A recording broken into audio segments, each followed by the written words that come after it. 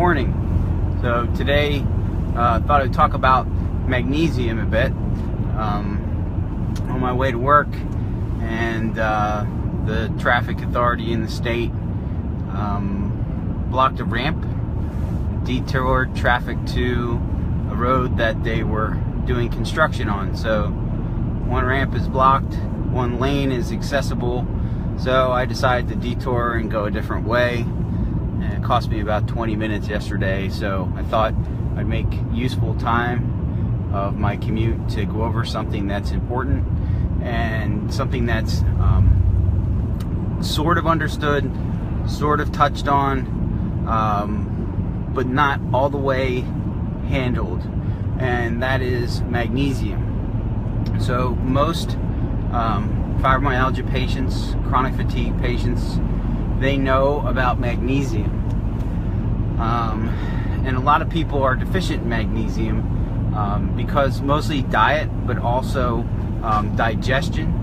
And if you're exercising, if you have a musculoskeletal condition, if you have Crohn's disease or irritable bowel or leaky gut, all these are good reasons why your magnesium levels will be low, even though you'll get a blood test and they'll say, oh, your magnesium level is fine.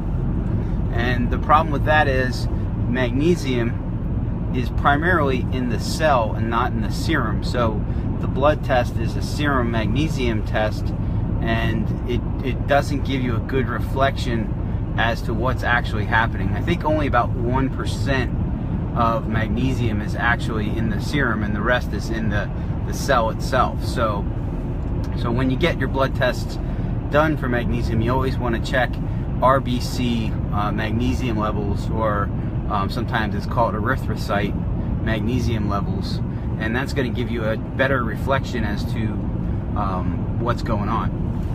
But I want to talk a little bit about why magnesium is important. So magnesium is it's an essential life mineral. So if you look around, like I'm driving and I see lots of trees and plants and things, magnesium sits in the center of chlorophyll in a plant. So a plant will use magnesium and chlorophyll, sunshine and carbon dioxide to make energy. So magnesium is like almost a magical mineral for transforming energy, transforming light into cell energy. So when plants do this, they're using magnesium at the heart of their chlorophyll. And so chlorophyll is what makes plants green. So obviously that magical transformation of turning that all into energy, and ultimately sunlight gets transformed into matter, is done in part due to the effects and the properties of magnesium. So the best way to get magnesium is obviously to eat green leafy plants, and that's part of the problem, because most people don't eat very much of that at all, and that allows for a deficiency state to show up. And deficiencies have lots of different faces. So you might have muscle aches, you may have low energy, you may have heart arrhythmia or dysrhythmia, mitral valve prolapse, you just may have trouble sleeping, trouble relaxing, feeling anxious, you may grind your teeth, you may have restless legs. All of these are properties of magnesium deficiency, and there are others. I'll put a list on the page when I get into the office so you can see. So with that being said, magnesium is very important. It also interacts at the cell level and with DNA. So you can't repair and replace cells as efficiently without adequate magnesium levels. And the primary transporter of magnesium from the body, from the blood to the cell, is actually insulin. So people who become insulin resistant oftentimes have very low magnesium levels, and they have symptoms that go with that. Incidentally, if you have insulin resistance and you get your magnesium levels replenished, your insulin resistance gets better.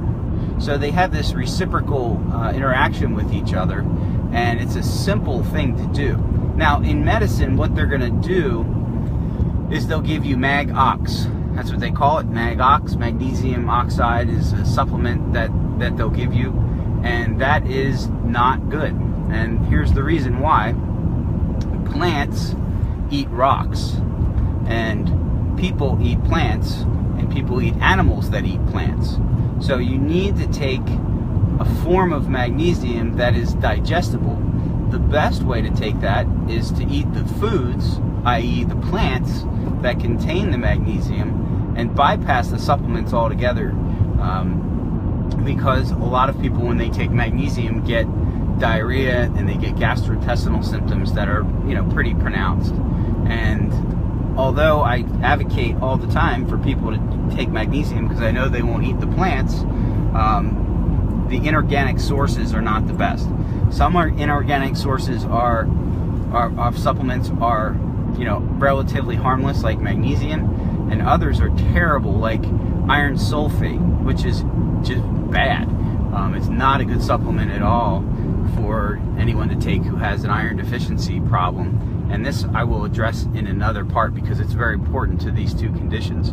But magnesium oxide is not a good supplement.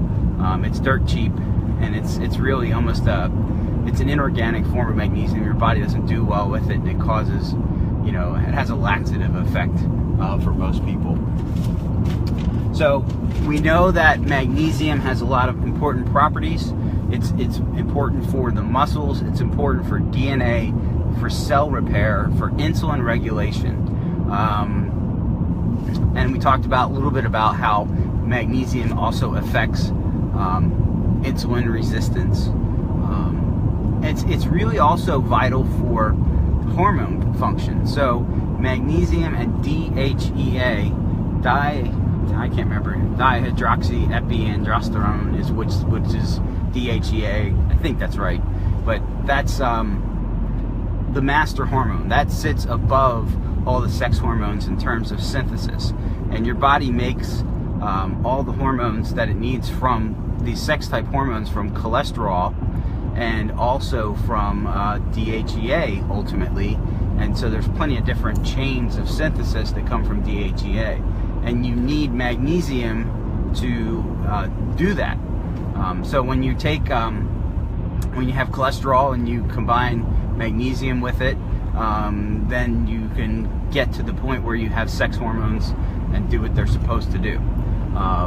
So magnesium is real important, and you need it for regulation of blood sugar, cardiovascular problems, like I said, mitral valve prolapse. Also, people with low magnesium have high blood pressure. Your immune system, your immune function can go down, so your susceptibility to get sick or to stay sick or to not be able to fight off some type of low-level chronic infection can be due to magnesium deficiency. You need magnesium for cell repair. So every day, as we do things, if we exercise or we just kind of go through our life, there is a scale, and on one side of the scale is destruction and the other side is repair. So if your destruction is outpacing your repair systems, then you're going to degenerate much faster. So magnesium is important on the repair side. You need magnesium for muscle function. So magnesium is the body's natural muscle relaxer, and it's involved in about 600 different chemical reactions in the body. So that magnesium assisting in enzymes is vital to human health. And having low magnesium, which is kind of poo-pooed or shunned or laughed off a lot of times, is a big deal for some people who are chronically ill. And they might have some type of digestive issue that could be stopping their magnesium absorption, or they could just be tearing down muscle at a fast rate due to exercise or conditions like fibromyalgia, and you just need it. So we also said that magnesium helps with cardiac rhythm, and it definitely does. One of the functions that in the hospital setting, if a woman is going into premature labor, they will hang a bag of magnesium sulfate, and that magnesium sulfate relaxes that muscle contraction. So in the same way, magnesium will help with spasms, and it will help people sleep. So magnesium is best used, at night before bed. I would recommend it for most folks. So a lot of people get tired of hearing me say that. Hey, are you taking magnesium? Take it at night before bed. Take it 20 minutes before bed. It'll help you sleep, and it does. The problem with supplements for a population of people such as chronic fatigue and fibromyalgia and the people who have digestive problems is they don't absorb and assimilate it very well, and so the supplementation kind of lags. They'll say something like, well, I took that and all it did was upset my stomach, and I believe them. I know that that's true. So we try to bypass that in a more constructive way over a period of time, and then we look at blood work to see if it's working. So if you can replenish those magnesium levels, you oftentimes have some really good results and start to feel better, and you haven't had to take any medications, any drugs, any types of anything. No, you don't need herbs, you don't even need supplements if you can replace it properly. But that kind of leads us into another area which I will talk about, which is your ability to digest and assimilate nutrients. So and that's also a really common problem with this population, and it's almost one of the biggest ticket items. Magnesium is relatively simple to fix, provided that you know how to do it, but these leaky gut and digestive problems, dysbiosis, small intestine bacterial overgrowth, all of these things are much more complicated, much more challenging to fix because they're not simple fixes.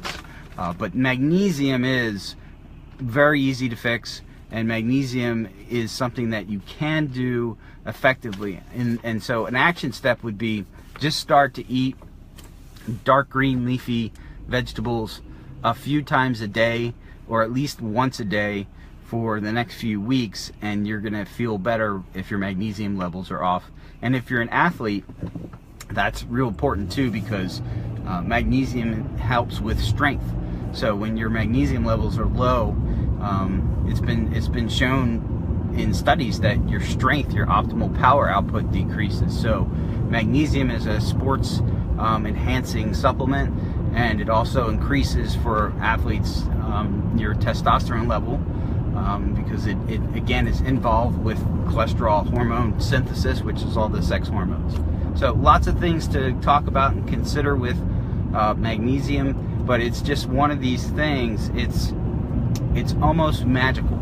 It's almost in that triangle of life between energy and our environment and transforming it into matter, and just doing all these amazing things behind the scenes, and most people aren't aware of it, and they just kind of poo-poo it. So magnesium is very important for this population of people, and just start eating your greens right now, and as we go on, we'll just elaborate a little bit more about how we can get this replenished in a really good, safe, effective way. That's all for this morning. Thanks.